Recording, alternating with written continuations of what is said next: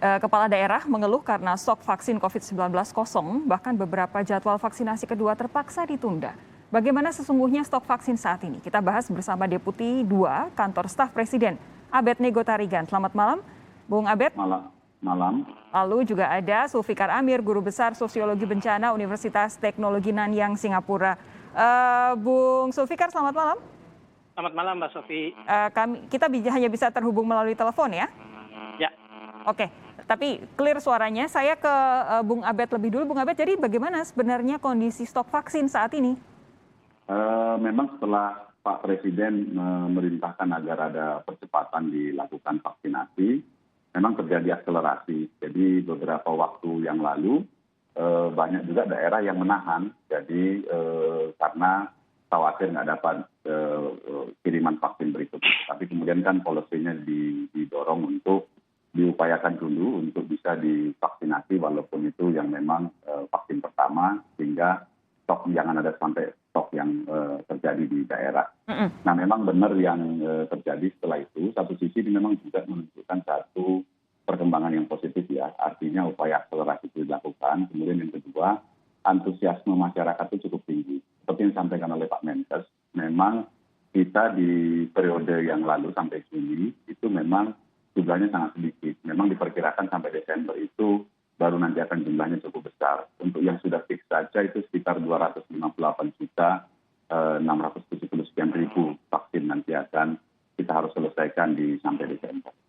Bung Abed, begini, saya mau mengutip ini cuitan dari Bung Diki Senda. Ia adalah seorang aktivis pertanian lokal di Molo, di Timor, yang menyatakan bahwa sudah 21 hari lewat dari jadwal seharusnya vaksin Sinovac dosis kedua. Belum ada tanda-tanda akan ada lagi pemberian vaksin dosis kedua di wilayah Molo di Timor. Artinya sudah 49 hari dari pertama kali terima dosis pertama, 28 hari jeda antar dosis plus 21 hari molor karena stok vaksin yang kosong. Ini kalau dari Badan POM sendiri meyakini bahwa efektivitas tertinggi ada ketika diberikan dalam jarak 28 hari, apakah sudah diperhitungkan? Kalau salah perhitungan di awal, molornya ini bisa berdampak pada efektivitas vaksin di dalam tubuh penerimanya. Memang secara real situasinya itu memang terjadi ya di beberapa tempat itu. Tetapi lagi-lagi memang di dalam beberapa rapat yang saya ikuti, termasuk juga yang diinformasikan ke kami, Kementerian Kesehatan memang lagi berupaya keras dan justru tantangannya dalam waktu dekat ini nanti adalah kemampuan kita akan melakukan vaksinasi karena suplai yang akan luar biasa besar di bulan ini, itu sekitar 72 juta vaksin. Jadi memang bulan ini dan bulan depan akan jadi tantangan karena di 2 bulan ini harus ada 140 juta yang akan vaksin tersedia dan harus dilakukan percepatan itu. Memang kelambatan tadi itu terjadi di beberapa daerah. Oke, Bung Zulfikar, Anda sudah mendengarkan apa yang disampaikan oleh Bung Abed. Apa tanggapan Anda soal kondisi stok vaksin COVID-19 di Indonesia saat ini?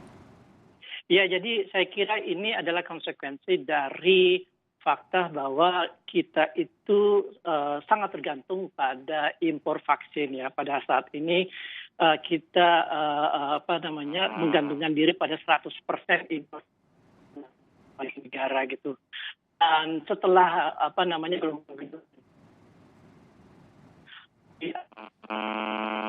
banyak negara yang kemudian juga mendorong untuk melakukan Bung Zulfikar, suara Anda terputus-putus, boleh diulang sekali lagi?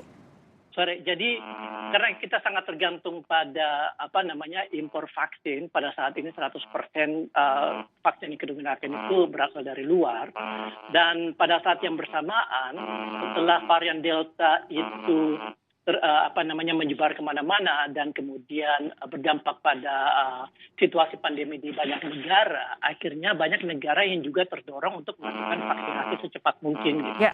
Dan ini akhirnya mendorong produsen untuk kemudian mengalokasikan ke berbagai negara dan kita berkompetisi dengan negara-negara lain gitu. Walaupun mungkin kita sudah membuat deal dengan produsen-produsen itu, tetapi kan kapasitas produksi vaksin dari produsen-produsen itu juga terbatas gitu. Jadi ini adalah konsekuensi dari situasi global.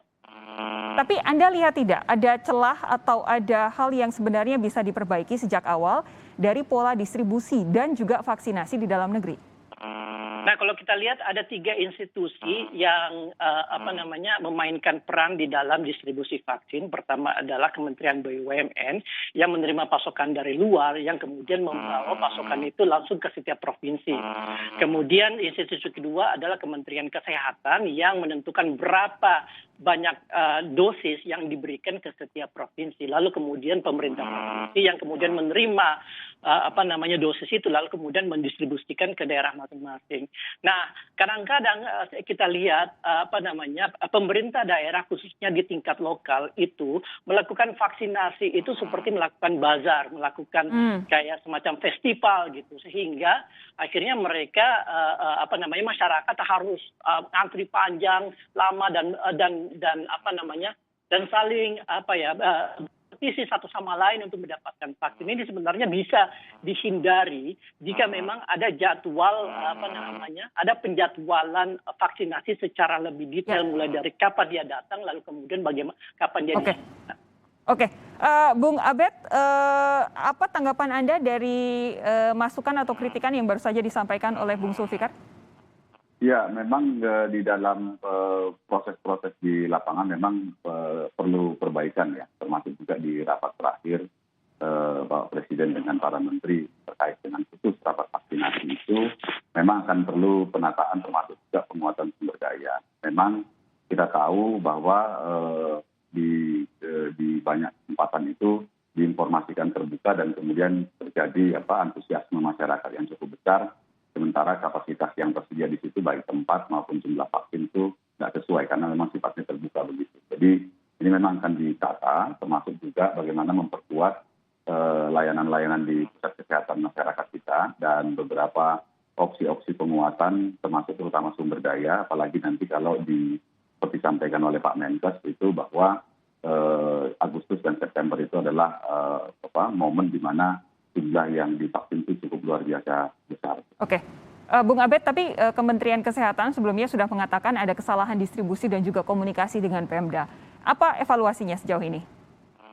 Memang juga di Pemda itu ternyata tidak semudah yang kita bayangkan ya, karena benar bahwa pemerintah kabupaten dan pemerintah kota itu adalah jenjang di dalam provinsi begitu. Tetapi tentu garis komando yang seperti kita bayangkan di TNI Polri itu ya nggak seperti itu juga terjadi di daerah. Sehingga ini memang beberapa proses di antara provinsi dan kabupaten juga itu ada kendala-kendala yang harus dibereskan. Oleh sebab itu memang informasi yang benar-benar merata di semua wilayah terkait dengan stok keberadaan dan seterusnya itu memang diperlukan supaya jalur komunikasi, jalur koordinasi dan logistik itu bisa lebih baik. Nah ini juga memang menjadi tantangan di dalam pelaksanaan ini. Tetapi di dalam waktu sudah beberapa bulan ini sampai dengan Juli, kita sudah banyak belajar dan kemudian juga tadi disampaikan oleh Prof. Sulfikar itu benar sekali. Sebenarnya kita pernah terinterupsi vaksin kita itu waktu di India kasusnya naik. Ini beberapa kali juga disampaikan. Dan karena memang situasinya pandemi, negara-negara produsen berhak untuk menghold ya, untuk tidak mengirimkan dan menggunakan di kepentingan dalam negeri. Jadi memang kita pernah terinterupsi sekali karena kasus yang meningkat di India. Sehingga itu berdampak sampai dengan pada hari ini. Ini harus jadi pembelajaran kita terkait produksi vaksin. Tapi begini, salah satu yang sudah mengusulkan untuk adanya pengambil alihan atau diserah terimakan distribusi vaksin atau pengalokasian dari pusat ke provinsi itu adalah Gubernur Jawa Barat Ridwan Kamil. Apa tanggapan Anda soal ini, Bung Abed? Terkait dengan ini ya tentu tetap saja perlu mempertimbangkan ya situasi memang di tingkat daerah. Tetapi lagi-lagi bahwa peran pemerintah daerah itu menjadi sangat penting dan kemudian juga seluruh instrumen yang ada, terutama juga pusat-pusat layanan terdepan di masyarakat seperti puskesmas itu memang harus diperkuat di dalam pelaksanaan vaksinasi ini. Bung Sulfikar, ini kan saat ini kekosongan vaksin COVID-19 jelas sudah terjadi di beberapa daerah. Jangankan seperti yang tadi saya contohkan di Timur, di Jawa Timur saja yang masih di Pulau Jawa juga mengalami kekurangan. Kira-kira going forward dari saat ini ke depan, Apa yang harus dilakukan baik oleh pemerintah pusat, dalam hal ini Kementerian Kesehatan, Kementerian BUMN atau siapapun yang terlibat dalam pengadaan vaksinasi dan juga distribusinya, dan juga pemerintah provinsi serta pemerintah daerah-daerah yang langsung menyuntikkan vaksin ini kepada masyarakat? Ya, masalah yang paling fundamental sebenarnya kan pada pasokan. Jadi pemerintah pusat itu harus mengupayakan masuknya pasokan secara lebih cepat, secara lebih on time, sehingga kita bisa memenuhi penjadwalan vaksinasi seperti yang sudah kita buat gitu.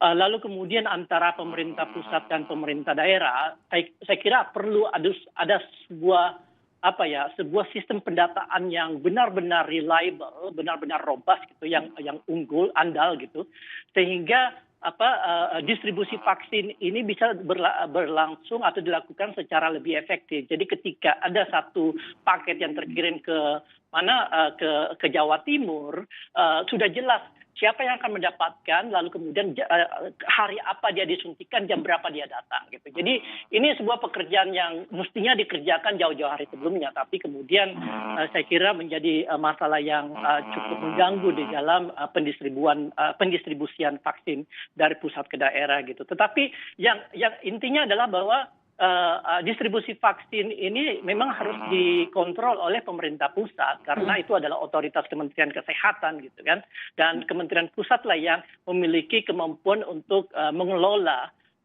jenis vaksin yang akan dipakai lalu kemudian mendistribusikan ke daerah-daerah. Tinggal bagaimana membangun jembatan data antara pusat dengan daerah sehingga ketika vaksinnya itu didistribusikan, masyarakat itu sudah siap untuk melakukan itu tanpa harus berjempet-jempetan ngantri ketika vaksin datang.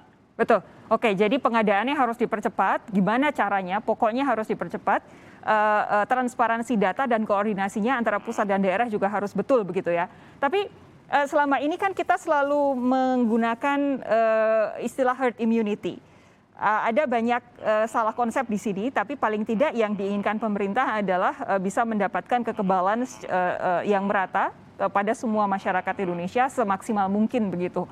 Apa yang bisa Anda sampaikan soal target ini ketika stok vaksinnya saja saat ini kosong?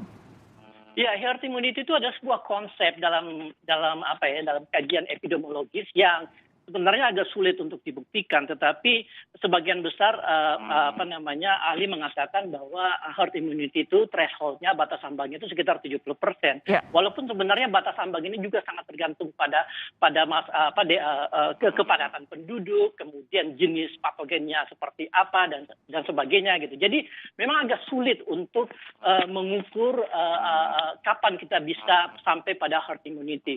Tetapi kita tidak bisa mengatakan bahwa herd immunity itu semata-mata angka 70%, karena juga tergantung pada efikasi dari vaksin itu. Betul. Vaksin yang kita pakai kan.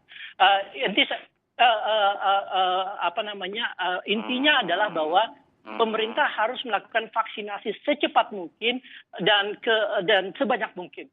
Intinya itu. Mungkin tidak ada target yang lebih spesifik mengenai herd immunity karena takutnya targetnya itu ternyata salah gitu. Tetapi pada saat sekarang gimana caranya kita mencapai target misalnya vaksinasi 1 juta orang atau 2 juta orang per hari, dan itu kita lakukan secara konstan. Oke. Itu juga mungkin yang jadi landasan perubahan pernyataan dari Pak Luhut Panjaitan yang menyatakan herd immunity sulit tercapai sehingga sekarang berbelok menjadi pengendalian pandemi. Kita harapkan vaksinasi COVID-19 bisa betul-betul tercapai sesuai target yang dicanangkan oleh Pak Presiden sendiri di bulan Agustus ini 2 juta per hari. Kita tentu berharap itu semua bisa dilakukan demi kesehatan seluruh masyarakat Indonesia. Bung Abednego, terima kasih. Bung Zulfikar, terima kasih sudah bergabung malam hari ini. Sehat terus, kita jumpa lagi lain waktu. Ya, terima kasih. Terima kasih.